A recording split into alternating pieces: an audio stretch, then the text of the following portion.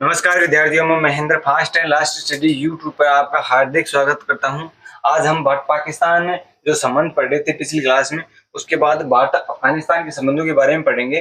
तो भारत अफगानिस्तान की जो कुल लंबाई है वो है 1061 किलोमीटर। और जो भारत और अफगानिस्तान की जो सीमा लगती है, उस सीमा का नाम, जो सीमा रेखा है उसका नाम है डुरंड रेखा। तो डुरंड रेखा है जो भारत और अफगानिस्तान के साथ क्या है, लगती है। डुरंड रेखा 1856 ईस्वी के अंदर यह निर्धारित हुई थी। ये भारत की सबसे प्राचीन अंतर्राष्ट्रीय सीमा का ठीक है। और ये जो सीमा है इसकी कुल लंबाई 1061 किलोमीटर है, जो भारत के पीओके जो क्षेत्र यानी जो पाकिस्तान और भारत है उसकी सीमा पर एक पीओके क्षेत्र यानी जम्मू कश्मीर का एक क्षेत्र लगता है। उस क्षेत्र से सटी हुई ये रेखा है कौन सी, डुरंड रेखा, जिसका जिसका निर्धारण भारत और पाकिस्तान की जो सीमा यानी काल्पनिक सीमा के रूप में निर्धारण है। ठीक है। इस भारत अफगानिस्तान है, जो अफगानिस्तान है, इस अफगानिस्तान की राजधानी है काबुल। और अफगानिस्तान की जो मुद्रा है वो है अफगानी रुपया। और इसकी जो संसद है यानी संसद का जो नाम है वो है सोरा। ठीक है।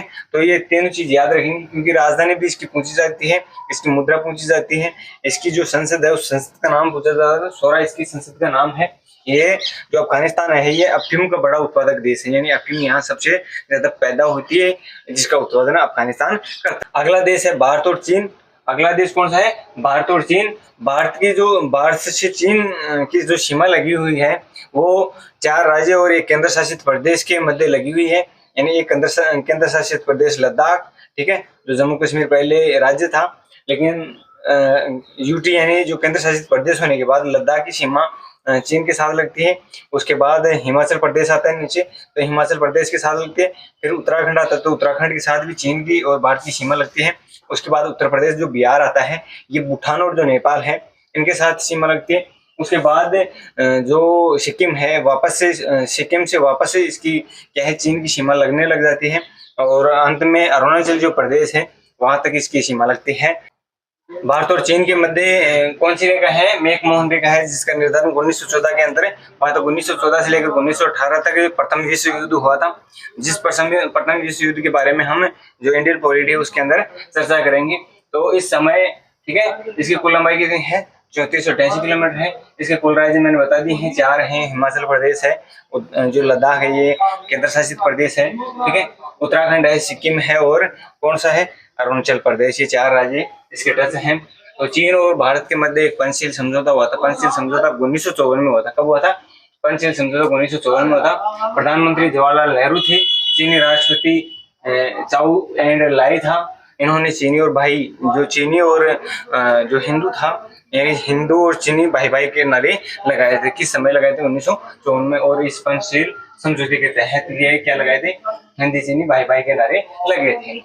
इम्पोर्टेंट है कि 1959 के अंदर क्या हुआ था, इस चीन ने तिब्बत पर आक्रमण किया। किस पर, तिब्बत इसके पास में पड़ता है चीन को। तो चीन ने तिब्बत पर क्या किया, आक्रमण किया। और यहाँ का एक धर्म गुरु था तिब्बती दलाई लामा, जिसको यहाँ से निकाल दिया गया। और इन दलाई लामा ने भारत में शरण ली थी। कहाँ पर, जो अपना हिमाचल प्रदेश है, हिमाचल का एक शहर है धर्मशाला। इस धर्मशाला में इसने क्या ले रखी है, दलाई लामा ने शरण ले रखी है। और ये यहीं पर रहते हैं, कहाँ, धर्मशाला में ये रहते हैं। तो इसे जो तिब्बत की राजधानी है लहासा है, क्या है, लहासा किसकी है, तिब्बत की राजधानी है, जिसे वर्तमान समय में, ठीक है, जिसे क्या कहा जाता है, विश्व विजित शहर कहा जाता है। किसको, तिब्बत को। जो अब पूर्णतः कंट्रोल किसके अंडर है, चीन के अंडर में। कौन सा शहर, एक जो तिब्बत देश था, ये पूरा का पूरा जो देश है, ये पूरा देश किसके कंट्रोल में है, तो चीन के कंट्रोल में। यानी चीन ने अपने में मिला लिया, इसका नामो निशान मिटा दिया। इन तिब्बत नाम का कोई अब वर्तमान समय में कोई देश है ही नहीं। ठीक है। अगला है, भारत और चीन के मध्य युद्ध हुआ था 1962 में। 26 अक्टूबर 1962 को प्रधानमंत्री जवाहरलाल नेहरू के समय ये क्या हुआ था, भारत चीन का युद्ध हुआ था। इस समय अब हमारे जो भारत के राष्ट्रपति थे डॉक्टर सर्वपल्ली राधाकृष्णन। कौन थे, डॉक्टर सर्वपल्ली राधाकृष्णन थे, जो भारत में ये प्रथम आपातकाल लगा था। इस समय कब लगा था, 26 अक्टूबर 1962 को लगा। भारत चीन युद्ध के दौरान सिक्किम का जो नाथुला दर्रा था, इस नाथुला दर्रा को क्या कर दिया गया था, बंद कर दिया गया था। जिसे वर्तमान यानी 2006 के अंदर मनमोहन सिंह की जो सरकार आई थी, इस मनमोहन सिंह की सरकार में इसे नाथुला जो दर्रा सिक्किम में पड़ता है ना, तो 2 राज्य कहाँ थे, हिमाचल प्रदेश और उत्तराखंड ऊपर, ठीक है। उसके बाद में जो उत्तर प्रदेश बिहार है वो नेपाल और भूटान के टच होता है। उसके बाद सिक्किम आता है। तो जो सिक्किम का नाथुला दर्रा है, ये सिक्किम का नाथुला दर्रा वापस 2006 में क्या किया गया था, मनमोहन सिंह सरकार के द्वारा वापस इसे शुरू किया गया था, ठीक है। जो विश्व के अंदर एक दलीय जो सरकार मिलती है वो कहाँ मिलती है, चीन में मिलती है। और इसी के तहत शी जिनपिंग जो वर्तमान में क्या है राष्ट्रपति हैं, इन्होंने आजीवन यानी आजीवन क्या ले लिया है, राष्ट्रपति की क्या कर लिया है इसने, यानी ये राष्ट्रपति के रूप में आजीवन रहेगा, ठीक है। विश्व में एक दलीय क्या है, यहाँ सरकार है चीन की, ठीक है। और इसकी राजधानी का क्या है, बीजिंग। किसकी, चीन की राजधानी कौन सी है, बीजिंग है। बात करें यहाँ की मुद्रा है युआन, या इसे रेनबिन भी कहा जाता है। चीन की जो संसद का नाम है नेशनल जो पीपुल्स असेंबली नाम है इसका, नेशनल पीपुल्स असेंबली किसका नाम है, चीन की जो संसद है इसका नाम नेशनल पीपुल्स असेंबली है। जो वुहान शहर था वहाँ से कोरोना स्टार्ट हुआ था 2019 में, तो ये यहाँ की जो बीजिंग के पास में ही है ना वुहान शहर, यहाँ से कोरोना स्टार्ट हुआ था, यानी 2019 सन थी। इसके दिसंबर महीने में कोरोना शुरू हुआ था, जो पूरे विश्व में देखा है, झेला है, ठीक है। इसके बाद देखिए इसमें सर्वाधिक सोना, यानी सोने का उत्पादन यहाँ होता है, गेहूं का उत्पादन होता है, चावल का उत्पादन होता है, लोहे का यहाँ उत्पादन होता है, कहाँ पर, चीन के अंदर, ठीक है। तो ये एकमात्र ऐसा उत्पादक यानी ऐसा देश है जहाँ सर्वाधिक सोना उत्पादित होता है, गेहूं होता है, चावल होता है, और क्या होता है, लोहा यहाँ सर्वाधिक उत्पादित होता है। बात करते हैं अगला देश भारत और नेपाल, यानी भारत और नेपाल के संबंध कैसे हैं। तो भारत और नेपाल की जो अंतर्राष्ट्रीय सीमा है, इस सीमा का जो नाम है वो नाम रखा गया है नो मैंस लैंड, है ना, लैंड यानी धरती होती है, तो नो मैंस लैंड, ठीक है। इसकी जो कुल लंबाई है 1751 किलोमीटर। इसकी, इस भारत और नेपाल की कुल लंबाई 1751 किलोमीटर है, जिसके कुल राज्य जो टच राज्य होते हैं भारत और नेपाल के, तो 5 ऐसे राज्य हैं जो क्या होते हैं, नेपाल की सीमा को टच करते हैं। देखिए जहाँ से हमने चीन था, इस चीन से छोड़े थे ना उत्तराखंड की, जो उत्तराखंड से फिर इस नेपाल की टच हो गई सीमा, तो नेपाल की, फिर उत्तर प्रदेश की, फिर बिहार की, ठीक है, फिर वेस्ट बंगाल की, फिर सिक्किम वापस आता है, तो सिक्किम के वापस कौन हो जाता है, टच, चीन हो जाता है। तो ये 5 ऐसे राज्य हैं जो किसके टच में है, नेपाल और भूटान के हैं। भारत का ये जो भारत और चीन के मध्य में स्थित है कौन सा, नेपाल। तो ये बफर स्टेट का काम करता है, यानी बीच का जो राज्य के रूप में ये कार्य करता है, कौन सा, तो बफर स्टेट के रूप में कौन काम कर रहा है, नेपाल है वो भारत और चीन के मध्य बफर स्टेट का काम करता है। तो नेपाल का जो संविधान था ये 2015 में लागू हुआ था या बना था, ठीक है। तो इससे पहले ये एकमात्र ऐसा देश था जो पूर्णतः हिंदू राष्ट्र था। क्या था, पूर्णतः हिंदू राष्ट्र था, एकमात्र हिंदू राष्ट्र था, जहाँ का राष्ट्रीय जो पशु है वो गाय को घोषित किया गया। राष्ट्रीय पशु कौन है, गाय है, कहाँ का, इस नेपाल का। यहाँ पर विदेशी जाति है, इसका विवाद चल रहा है अभी भी। भारत और नेपाल के मध्य कौन सा विवाद चल रहा है, विदेशी जाति का। नेपाल के द्वारा नागरिकता प्रदान की गई इसके बाद में, ठीक है, मेधाशी जो जाति थी इसको, और नेपाल ने क्या दी है, यहाँ की मान्यता या नागरिकता दी है। नेपाल की जो राजधानी है वो काठमांडू है। काठमांडू में ही सारे जो देश हैं, इन दक्षिण एशियाई जो देश हैं जितने भी, उन सबका क्या है, मुख्यालय है कहाँ, काठमांडू में। यहाँ नेपाली रुपया चलता है, इसकी संसद का नाम राष्ट्रीय पंचायत है, ठीक है। इसके बाद देखते हैं भारत और भूटान के संबंध।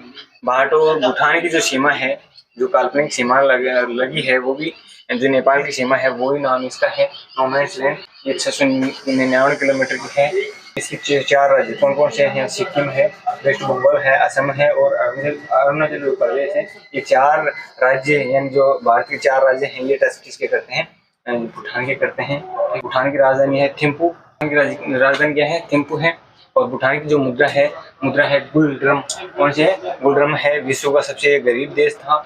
देखिए आंग सांग सू जो है यहाँ का, इसका जो संबंध है म्यांमार से। इसने 20 साल तक जेल में रहकर क्या किया था, विद्रोह किया था, या जेल में रहकर क्या किया था, इसने लोकतंत्र की स्थापना के लिए क्या किया था, विद्रोह किया था। 20 वर्ष तक ये जेल में रखा था। अब वर्तमान जो राजधानी है इसकी वो है नैनकिदा, ठीक है, और इसकी मुद्रा है क्यूआर, ठीक है। अगला देश है भारत और बांग्लादेश। तो भारत और बांग्लादेश के जो मध्य काल्पनिक रेखा खींची हुई है उसे जीरो लाइन या इसे 3 बीघा का गलियारा कहा जाता है, जिसकी कुल लंबाई 4056 किलोमीटर है, जो भारत से सर्वाधिक लगी हुई है। यानी बांग्लादेश की जो सीमा है वो सर्वाधिक लगी हुई है। यहाँ पर कुल 5 राज्य हैं।